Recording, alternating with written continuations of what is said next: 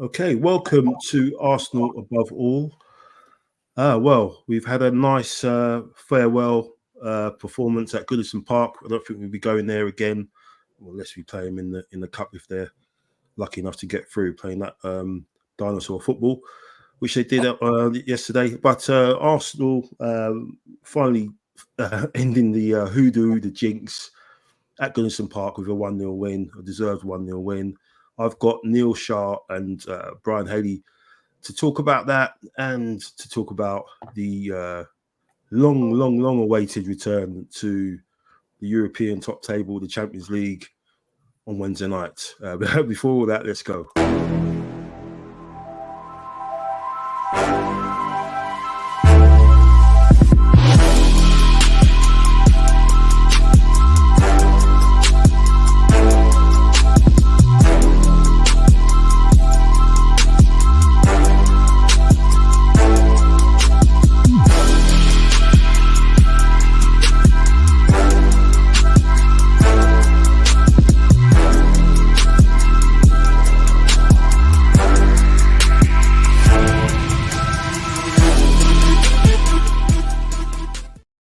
Welcome to the show.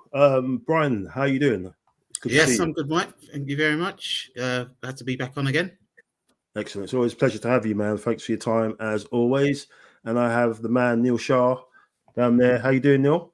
I'm all right. I'm not too bad, thank you for having me on, and good to see Brian again. It's like buses, isn't it? All come together. Yeah. Thanks, gents. Thanks very much for your time, as always. So let's get into it. Yesterday, a very dominant performance, in a very large spells. I think all the stats pointed to that, the amount of passes we made, the actual possession and everything. I know Neil's going to be happy to jump in and talk about his boy scoring the winner. He's been asking for him to be in the lineup for a long time. I'm going to let him stew for a bit, and I'll go to you first, Brian. What was it? We'll start at the beginning. The lineup, obviously, this is a very important month, isn't it? A run of games, which is going to end with the next international break, where we play City at the Emirates. So, what was your thoughts on the lineup, Brian? Were you expecting that, or were you happy with that? Did you think, personally, I thought maybe Jesus would have come in with his record against Everton, but he's obviously got an eye on the Champions League. But obviously, the big one, as with you being a keeper yourself, the Raya and Ramsdale scenario. What was your thoughts on that, and how it's all sort of spread out, in media and everything, and analysts and analysing the Arteta's thoughts behind that, and why he made those changes. I think it was blown out of proportion, to be honest with you, because I to be fair, I actually thought he would start. Just looking at the kind of the fixtures ahead, I think it was kind of in some respects it was kind of a perfect Premier League game for him to actually come in. In between kind of that Champions League game, because I think Ramsdale will start the Champions League game. I think it's a level of, it'd be kind of aspects of loyalty for him, being the part of the team that got us back into the Champions League. So I think he will start that game, Ramsdale. But I think it was an ideal game for David Raya. The Fabio Vieira one was the one, I think, probably for me. Was not expecting that. Kind of a completely different Everton to a certain degree as well. We was expecting kind of physical, 100 mile per hour kind of stuff certainly for the first 15, 20 minutes, and it didn't materialise. And it allowed, to be fair, Fabio Vieira to get a foothold into the game, to be honest with you. And he was neat, he was tidy, he did the things that were needed him to basically do. And but I would say that was the biggest surprise. The David Raya one, I think everybody's blowing that out of proportion at this moment in time. I think it was a perfect game for him to have actually played in. He's got Premier League experience. It wouldn't be like throwing in some rookie goalkeeper into a Premier League game. He's got Premier League experience. It's a perfect game for him. And I think I think there was an idea around the kind of nullifying a lot of the crosses coming in as well. He comes out and claims very well. Yeah, got good percentages with that and stuff like that. So it wasn't a major surprise to me. And I said, thinking of that Champions League game, I think Ramsdale, I think will start that game. Yeah, I mean, it's great that you pointed that stat out because I saw something online where the amount of balls caught last season in the Premier League, Raya had 51 claims last season, and that was only second to Emi Martinez, and Ramsdale had 17. So that's a massive jump there. And obviously, as you said, the opposition, what Dyche is all about. What we've kind of done on that instance, and also the corners, which we'll talk about, is you take away the pieces. If you take away the pieces off the board, then you can't really. You're taking away a little bit of their weaponry and what they're dangerous at. What do you think, Neil, in terms of just that, the setup, the way we set up? Obviously, again, Vieira, I kind of thought maybe you're putting him in there. You maybe go Havertz with size, but then if you do that, you may be looking at it in hindsight. You're maybe playing into Everton's hands with having someone physical up there, and then maybe having to go direct. You don't do that with Vieira, do you? But what was your thoughts on the lineup? I know you probably would have thought maybe Trossard to come in and play that role, maybe. But what was your thoughts on the actual performance that we put in that first half? With obviously the goal that we scored, which was struck off. But what was your thoughts on the first half, Neil? I thought we started quite well. I felt I was happy with the lineup, by the way, and I'm pleased that Nketiah kept his place because he deserved it. I wasn't surprised at Raya, and I wasn't surprised at Vieira, to be honest. No surprises for me. I'm glad that we kept the defence the way it should be and not this experimental inversion with the right back position. I know Partey wasn't there to play anyway, but even if he was, I think I'm glad we had what we had, and I just want him to stick with that for now because for me it works. I felt with that and having Havertz out of the team, we looked a lot more fluid. Our passage of play looked better.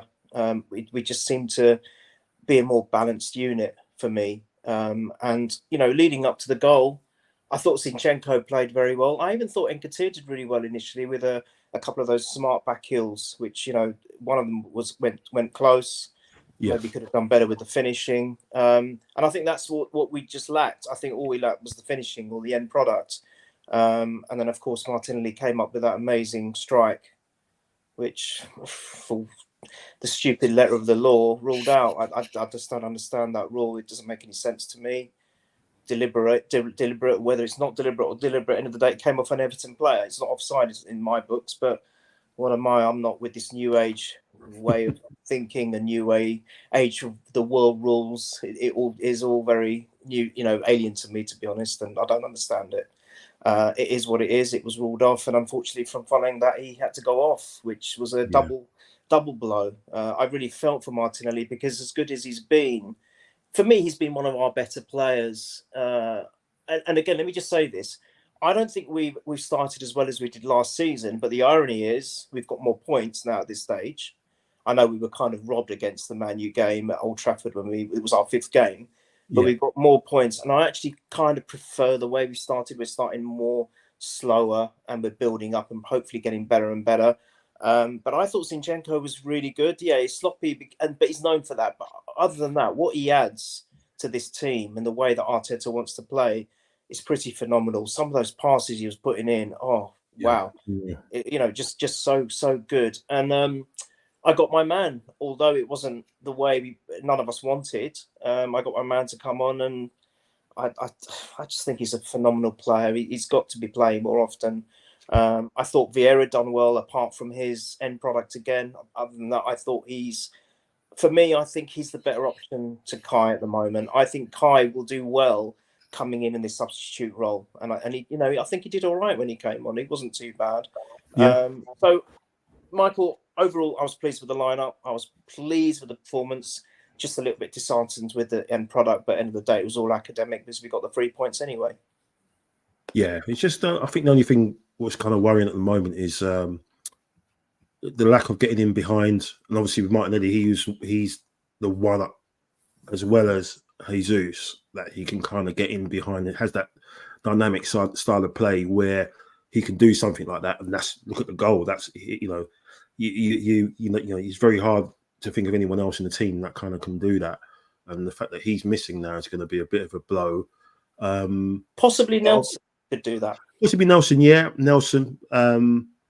But it's going to be hard for him to get minutes, especially on Wednesday. He's not. He's not. I don't think. And then obviously you look at the next week. We've got Brentford midweek. He's probably going to feature in that. But yeah, there was a worry that with the possession that we had, we just weren't creating anything really clear cut, and I think the XG kind of reflects that. But yeah, he's Neil's kind of set you up there, Brian. Trossard's goal. I mean,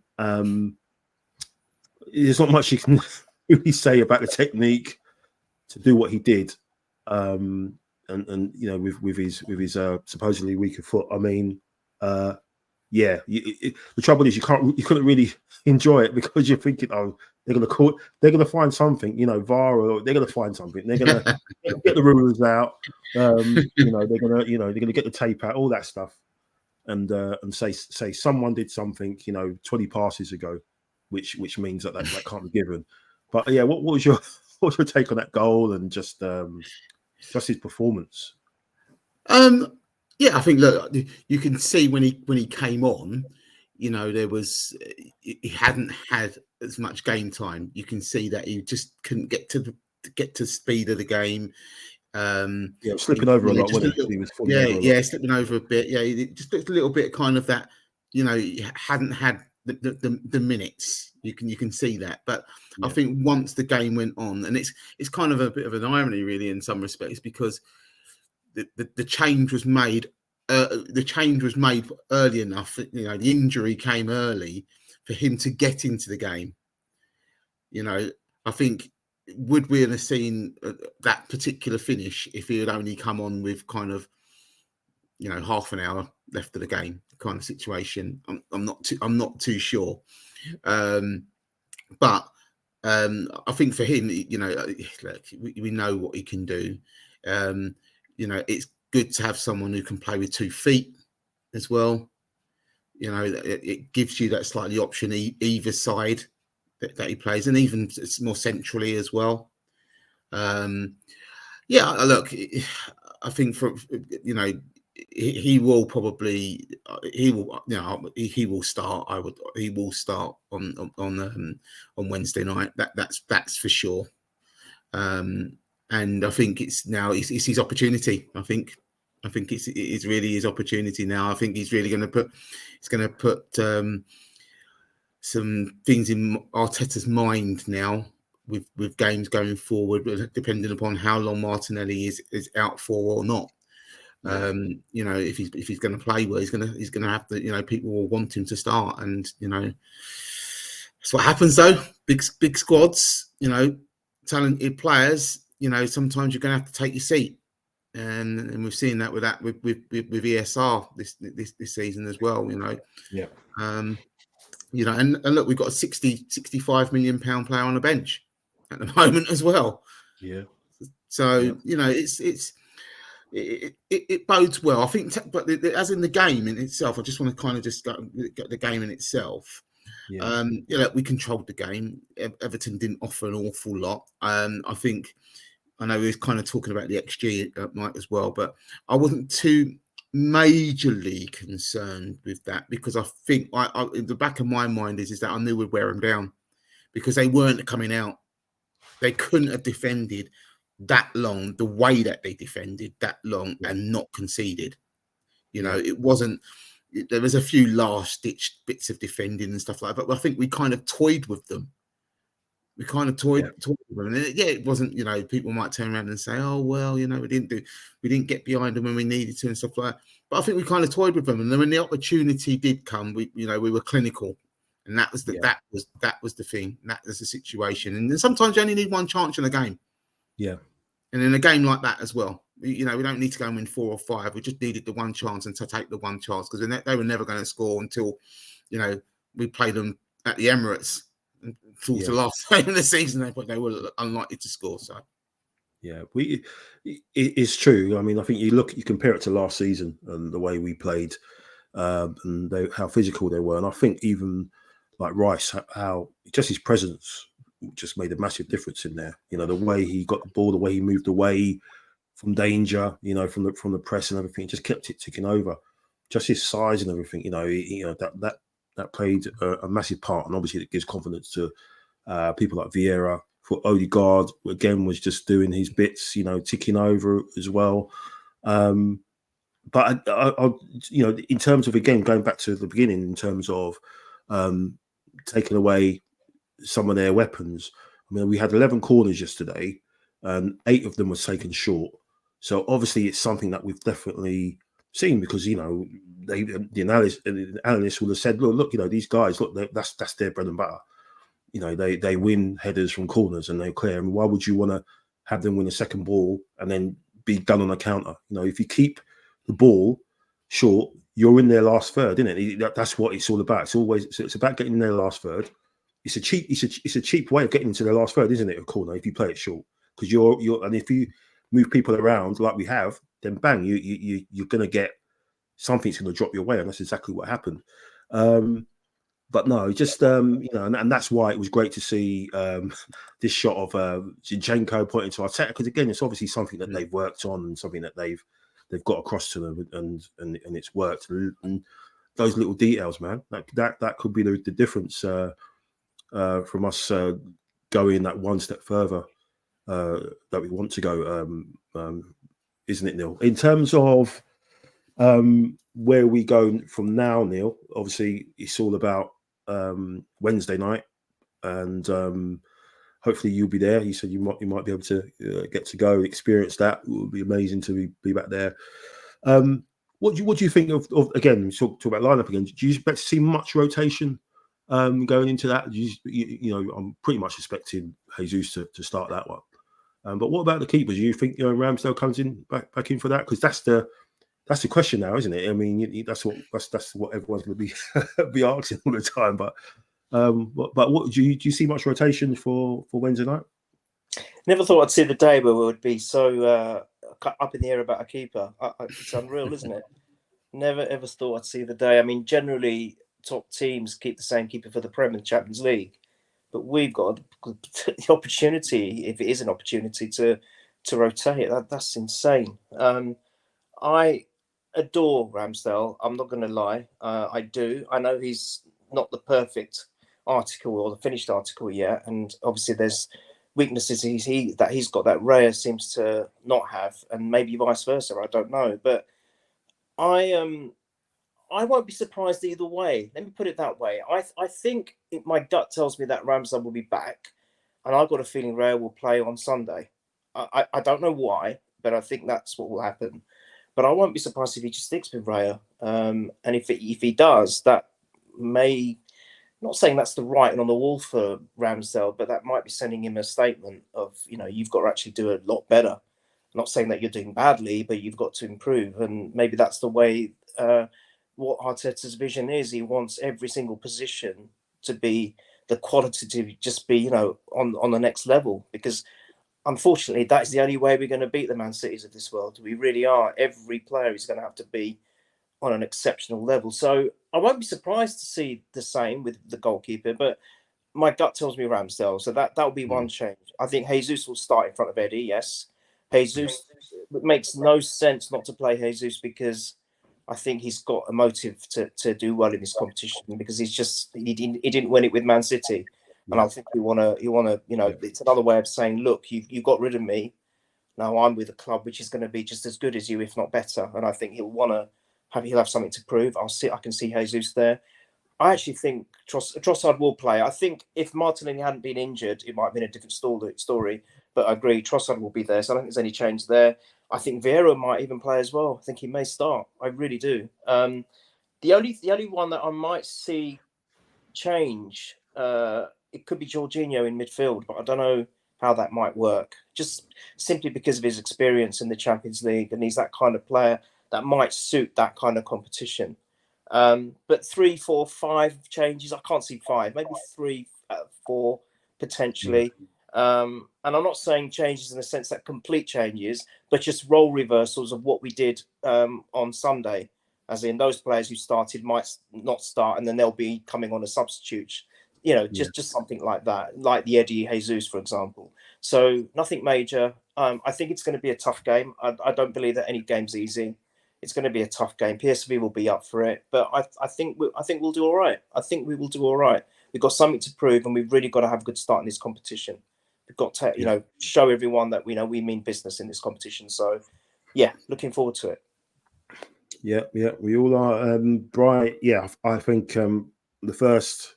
I think when a lot of those players, young players, would have heard that music, watching it growing up, playing, PlayStation, whatever, Xbox, whatever, playing FIFA or whatever it is on there, or Pro Evo, and they're actually there, under the lights, at the carpet.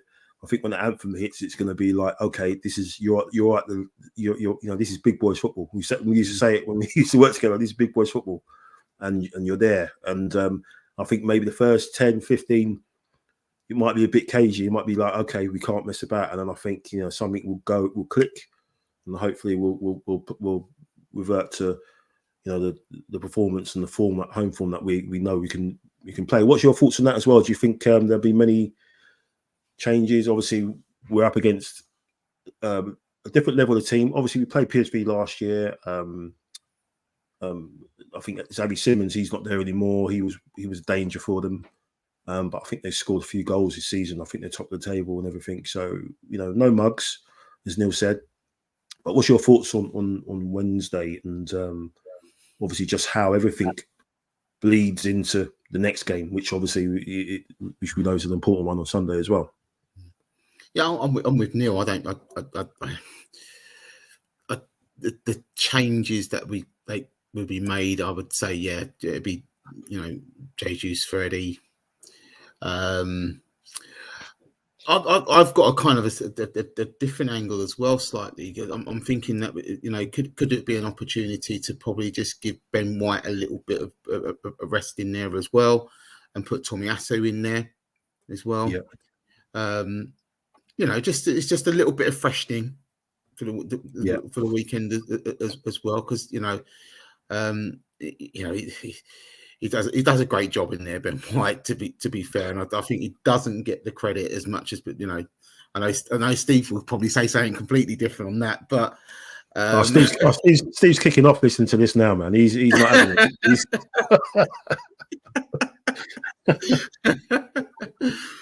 it. But he is like the unsung hero to a certain degree. He just goes about his job, and he does it effectively, every week. And it goes it goes unnoticed. So I think that would put, for me, would be a possible change. I think get him ready for the weekend. That's for sure. Give Tomiyasu some additional minutes as well. But as I said, I don't see it'd be, I would say, 3-4 changes at best, and one of them would be the keeper, to be honest with you. Yeah, it's going to be interesting. I think we need to talk about one player as well, gents, who hasn't had any minutes whatsoever, and he's the only one in the squad, bar Carl Hein, the third keeper. Which is kind of you expect, but he's 5 games in, and he's not had a single minute of football. Should we? Yeah, all right. There were talks about him possibly, Chelsea putting a bid for him, and we've slapped that away. We said no chance. And obviously we're talking about Smith Rowe, and the summer he had a brilliant summer, winning the trophy with England. Neil, should we be worried, or is it just Arteta phasing him back in slowly after kind of missing the pre-season, which he would have had, which probably would have been a little bit more intense than what he would have been dealing with the England setup, or is it just that, or is it more serious? A lot of people saying he looks like he's fallen out. I don't know if you saw the team photo today that's been released. He looks a bit bulky, man, to me. I don't know whether it's my eyes or getting old. I've got these glasses, obviously, but he looks a bit bulky, man. He just looks a bit chunky. And I know he's quite tall anyway. He's deceptively tall. He's like 6 foot, Smith Rowe. But some people are saying he's fallen out. Is his fitness? Is his attitude, discipline, whatever? Are you worried, Neil? Are you worried that we're 5 games into the season and he's not had a single minute? He's not come off the bench at any point, or is that to do with the fact that we've been in games where we've not been in a position to maybe put him on and get those minutes because we've not winning the games comfortably as we would have liked? If he doesn't play against Brentford, then I'll be worried. I'm not worried yet, but there is a bit of concern very deep down at the moment because there's no, I don't have to. I'm transparent enough with Emil Smith Rowe. You guys know that I really like Trossard, but I think even Emil Smith Rowe is probably even higher in my list. I just absolutely adore the guy, and he's full of talent. He's full of skill. He's an Arsenal boy. He's a Hell End boy. He's got to be a part of the future of this club. And it was killing me. I mean, I'm not into the gossip, as you know, and the fact that even if there was a rumor that he was linked to Chelsea was absolutely destroying me. I just could not get my head around it whatsoever. I will be shocked if there's a falling out. He just doesn't come across as that kind of guy. He just doesn't seem like, to me, doesn't seem like a confrontational guy. Now we don't know. We haven't got the intel or the privilege of knowing what goes on, one to one. We have no idea. But just from what you see as an outsider, he just doesn't come across that way to me. So I'll be very surprised if it's anything to do with that. I think it could just be that there hasn't been an opportunity for him, as you quite rightly said. We've not been winning games as comfortably as maybe we would have liked to, or been in control of games as much as we have liked to have, given the luxury or the flexibility of bringing him in where he's maybe lacking a bit of match time and a bit of fitness. So I'm hoping it's that. And I'm hoping with the cup games to start, begin. Obviously not the FA Cup just yet, but with the Champions League, with the Caribou Cup, I'm as I said, if he doesn't play in the Caribou Cup, then that would be perplexing. I wouldn't have a clue as to why he's not been chosen for that, and then we might think there is something not quite right here. But if he features in that, and we'll see how he does in that game, then maybe he'll start getting more opportunities in the higher, bigger competitions. So not worried just yet. I want to wait and see what happens in the Caribou Cup. But I will say it now, and I'll never change my mind. If we were to get rid of him, or if he's kind of pushed out of Arsenal's future plans, I think it's the biggest mistake that we'll ever make because he's a wonderful player. Yeah, I hear you, man. I hear you, Brian. Your thoughts on that situation? Yeah, I said Neil hit it on the head really to a certain degree. My view is that I'm hoping as well that is kind of that phased return after tournament football, and as we quite rightly said, there hasn't really been a need for him. When you look at some of the other squads that are out there, the Gibbs Whites of this world at Forest, there's a need for having him in the side at the moment. They had to get them back quickly. They had to because arguably he's one of their best players. There isn't the need necessary for us to rush Emil Smith Rowe back if after a tournament that he's generally had, a pre-season which was probably curtailed because of it. There's no need to rush him back because what could happen is we could have thrusted him back in and with our poor performances and we don't see him until Christmas. Yeah. So, as you quite rightly said, I think Neil, if he doesn't play at Brentford, then there are internal issues there that obviously the question hasn't been addressed. Let's just say at a press conference just yet to ask that question. But that question could come along if he doesn't play against Brentford. That's for sure. But as a player, I love Emil Smith Rowe. It's and if it is a case, Mike, that he has bulked up in the right way, Jesus, come December when it gets tough and those, we're playing 3 games a week and stuff like that, we're probably going to need someone like that on away day trips and so let's hope there's no falling out. Let's just hope he's been kind of phased return back into the squad, and starts to get some minutes under his belt, but gradually getting him back in there. But other than that, it's a bit of a fingers crossed. Yeah, it could be just Arteta's way, because we had this conversation probably 2 years ago with Martinelli, didn't we, Neil, about him not playing him. He was kind of seeing a couple of minutes, but there was a worry, and then obviously we had the discussion about Trossard in a sense, even though he was getting on, he weren't getting the starts that maybe he deserved, and maybe through no fault of his own, obviously Martinelli getting the injury, he may get a run now. Talking about Martinelli maybe being out 2 to 4 weeks, and if that's the case, that takes him right up to the City game, I think, which is kind of going to be touch and go, which again, going into playing them under strength again. I think they just want us to play them with a fully strength team, and so we can probably see what we're about. But lots of games, as you can see there. Obviously, after Wednesday, we've got the Unbeaten Trophy Dodgers FC, who obviously, everyone's super gassed about them getting Manager and Player of the Month awards, as they do, and open bus tour for that. That's all going down Seven Sisters Road, and it get bricked as it usually does, get the tyres done in and all that stuff. That's how we roll. And I'm sorry, man. I just get triggered, man. I've got to stop. Obviously, Brentford away. Obviously, again, we're looking at some maybe big rotation for that. It's going to be a tough one. Brentford are a good side. Thomas Frank, obviously, on Monday Night Football tonight, talking some really good stuff. Bournemouth away, again, that's probably an opportunity to do some nice rotation. Lens away is going to be a tricky one, and obviously that leads right into City. So there's going to be options for ESR to get minutes, and I think you've hit the nail on the head, Neil. If he doesn't play against Brentford, he doesn't start, then we probably will have to start asking some questions about what the hell's going on. But yeah, anything else, gents, you saw on Sunday, or anything, or anything that you would bring up and looking forward to the next couple of games? Obviously, Wednesday goes without saying.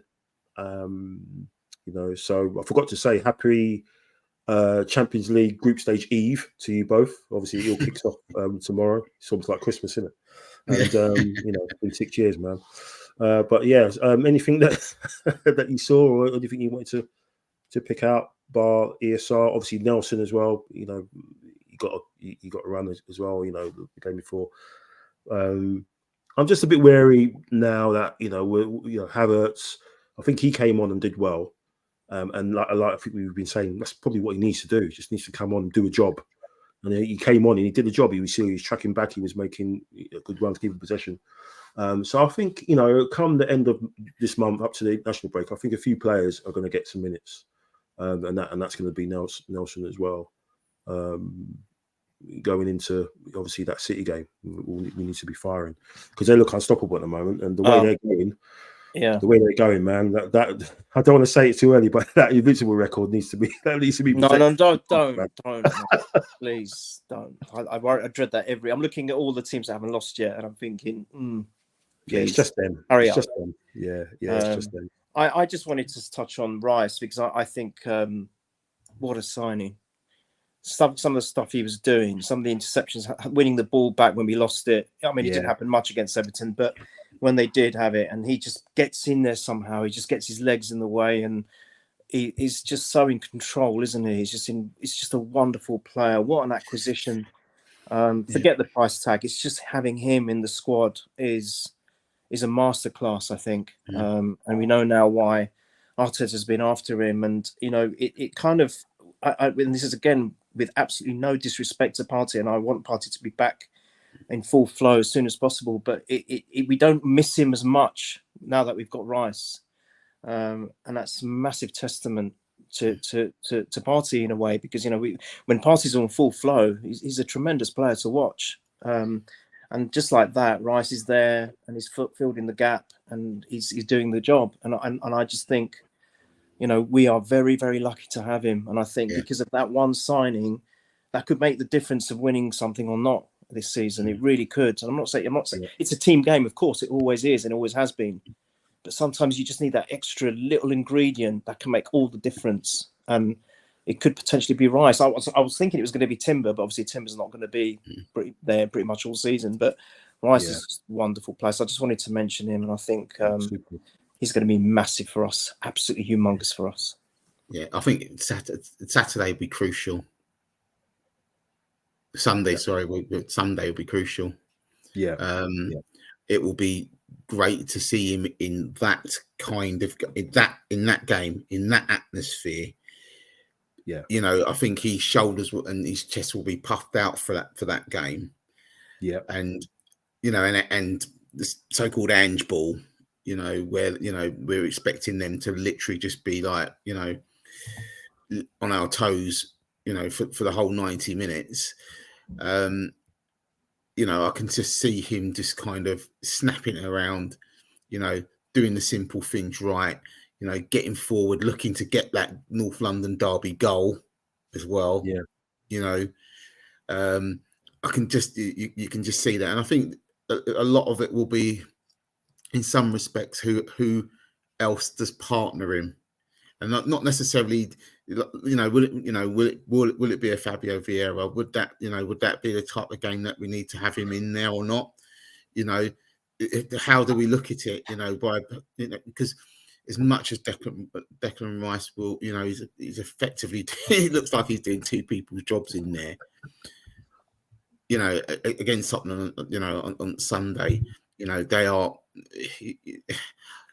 bad to say, and I don't really want to say, and I'm not going to say it that loudly, but I like Ange as the individual, as the coach individual. I like Ange, you know. And I like the way he talks about the game, you know, and the way how he, you know, his philosophy around it. It's just a shame he's at Tottenham, to be honest with you. It's just a shame he's there, because, you know, he will put out a side to probably nullify certain aspects of us, and in a particular way, and that's what I'm a bit concerned about. But I think if we literally step toe to toe with them, we'll win that game. And we'll win. We'll win. I'm not saying we'll win it comfortably, but we'll win the game. But if we give them, if we allow them to get an inch in that game, he will take it. And as a coach, and that's the only thing I'm kind of afraid of. But Rice is, I think Declan Rice is absolutely key to Sunday for sure. You know, I know I don't want to kind of like not think about Wednesday's game. Absolutely, I'm just looking forward to Wednesday. You know, I'm just looking forward to it. The music, the whole lot. I'm looking forward to it. Okay, I don't care probably who goes out and plays. I'm just looking forward to it. But Sunday is the one. Sunday is the one for me.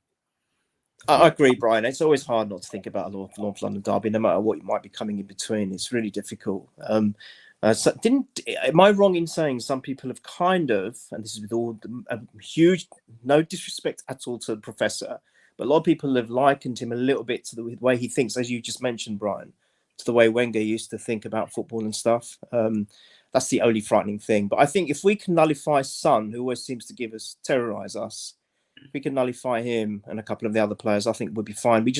I think we don't sit back. I think we've got to hit him hard right from the get-go. Yeah. Just be on the front foot and just take away anything they may have already planned. If we can get a couple of early goals, I think that's it. It's in the bag.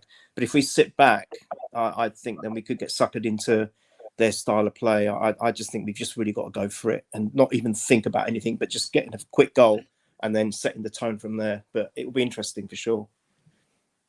Yeah, it's going to be tasty. It's going to be tasty. You know, Rice has got no love for them either. You know, he's had a few run-ins with Holberg and stuff like that in the past and everything. So obviously West Ham and Tottenham, you know, I think West Ham hate them more just as much as we hate them as well. And you know, everybody hates them, you know, in London, you know. So So yeah, it's going to be he's going to be up for that, and it could be the scene could be set for him to be a match winner like he was against United. That would be amazing, wouldn't it? A nice little double.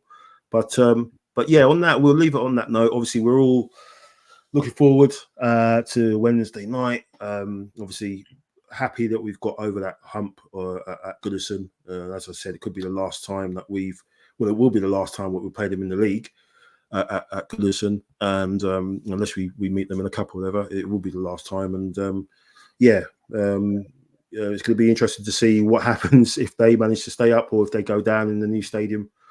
In the Championship, it could all go wrong for them in a massive way. But no, we're looking forward to Wednesday night and then another big home game against the neighbours, and obviously put them back in their box and send them back home with the tails between their legs, as we usually do. So we just hopefully, normal service resumed, and we'll go from there. Thank you very much for watching. Thanks to everyone for liking, sharing, and subscribing on all socials, Twitter, Instagram, and you can obviously catch this on Spotify, Acast, Anchor. Obviously, see our faces on YouTube, and thanks for the interactions and everything. Really, really appreciate it. Obviously, this is over a year now. I think subscription numbers is insane. Never thought it would get that high. I'm just used to my wife listening to me talking about Arsenal, and then I got an opportunity to talk to Neil and Jack about Arsenal. Brian used to listen to me, I think, when we used to work together, but Brian normally had a lot of work to do, and we had our boss in our ear, and when you're just staring at us talking about Arsenal all the time. So it's glad that I've got an outlet to talk about the game, talk about the club I love, and with great guys like yourself, and happy that the show's been received well, and long may it continue. So thanks for all the support. It really, really, really means a lot. Try and put as much as I can into it and keep it going for future efforts. And maybe one of you guys could run with it for a while I go on holiday somewhere. I don't know. Good luck, Brian. Good luck, Brian. You might have a show, Mike. You come back. Don't do that. But no, thanks very much, Neil. It's been a pleasure as always. Thank you very much. Rest up, man. Hope you get yourself sorted out. And if you go Wednesday, enjoy it, man. Brian, thanks for the late call up. I know you had to get the deep heat rubbed on because it was a last minute replacement. To get another cap and everything. But I appreciate your time, man. We really, really appreciate it as always. We'll be back pretty much after the full-time whistle blows on Wednesday. Just have a quick review on what we've seen. Hopefully it'll be a victorious return back to Champions League football, and then we'll have a quick preview obviously of the game to come on the Sunday night. So with that, thanks very much. Have a great rest of the week wherever you are, and come on you Gunners. Remember Giroud into the box, and they have immediately